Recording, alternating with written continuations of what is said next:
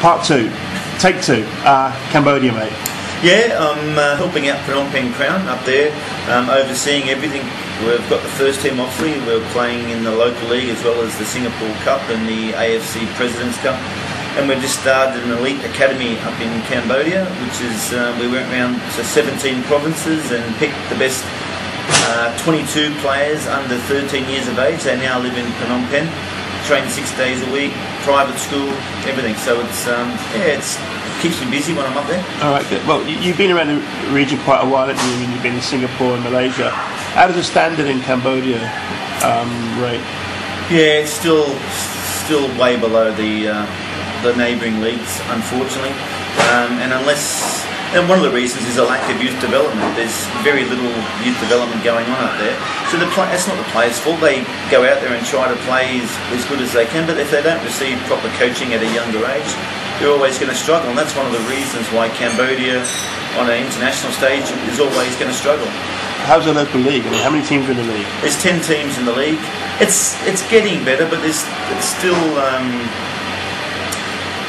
it still doesn't compare with the neighbouring leagues. And one of the reasons is that the golfing standard between the teams, the top teams and the bottom teams, is so huge that it's not as competitive as some of the other local leagues. So the big team are Phnom Penh Crown. They're like the Man United of the league. The military police and the army. They're probably, and there's a university, BBU. So there's probably 4 teams there that are good, and then the other teams tend to struggle. Right. So is there? I guess it's down to budget. Some, your guys in the army and the police, they've got big budgets, and other teams have got tiny budgets. That's one of the reasons. The army and the police, they don't pay too much money, but I think there's other reasons why they stay where they are. Some of them are technically soldiers, so they can't actually leave the army, which is a bit controversial, but yeah, that's one of the reasons. What about, what players, if anybody goes to Cambodia to see a game, who are the big name players in Cambodia football? Yeah, well, one of the players, Kim Bore, who was a former national team player, he was going to play for Phnom Penh Crown, but he got signed by Sisaket in the Thai Premier League.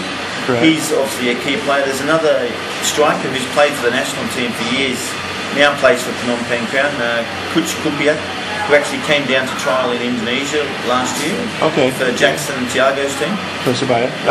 Persipura, yeah. He's been ever-present in the national team for years. He's only 24 or 25, but he's been there since. He's a good player. A couple of good young boys coming through the national team. Prak Muniudom, who plays for the military police. He's only 18, 19, got some great skills. So some good boys coming through. You say Kim Bore is a former national team player? Well, he wasn't included in the national team when they went to the Maldives to play in the Challenge Cup. I don't know why. But because he's playing overseas? That should be no excuse. It's a FIFA recognised tournament, so they should have been released. But he didn't get asked to be released. So. Are there any other Cambodian players playing overseas? There's a couple of other players playing in the 2nd or 3rd division in Thailand, but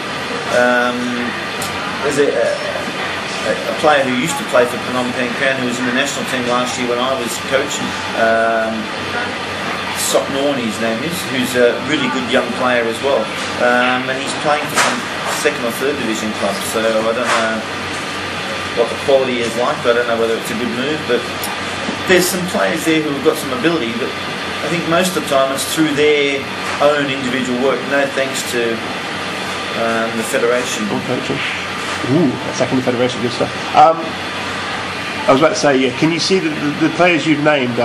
Can you see them doing a job maybe in high, like for example in the S League, which you're very familiar with? Can you see somebody making the step up to? Yeah, there's a couple who I think wouldn't be out of place in the S League, but it's just getting the opportunity. And unfortunately, people think, Cambodia, there's no good players there, but there are some talented players there who, given the opportunity and some good coaching, and that's one of the things I said to Bore when he went to Sisaket. He's got a good coach, Dave Booth.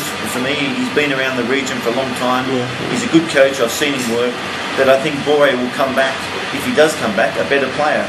having been under a good coach. Because unfortunately in Cambodia, there's no disrespect to the Cambodian coaches, but there's only one A licensed coach in Cambodia, a couple of B licensed, and the rest are C licensed. So it's unless the level of coaching improves, it's always going to be a struggle. Right. Now the season ahead for Phnom Penh Crown. Did you win the title last year? They did win the title last year, yeah. And the Hun Sen Cup, which is kind of like an FA Cup type thing, yeah? Yeah. Who won that this year? The military police won it this year. Phnom Penh Crown got eliminated at the quarter-final stage. Right.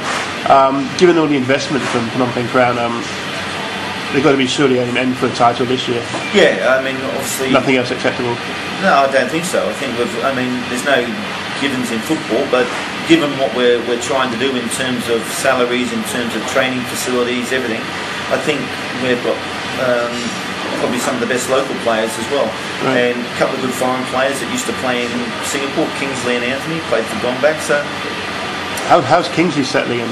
Yeah, well, they've been there for 5 months. Where you should be settled in by now.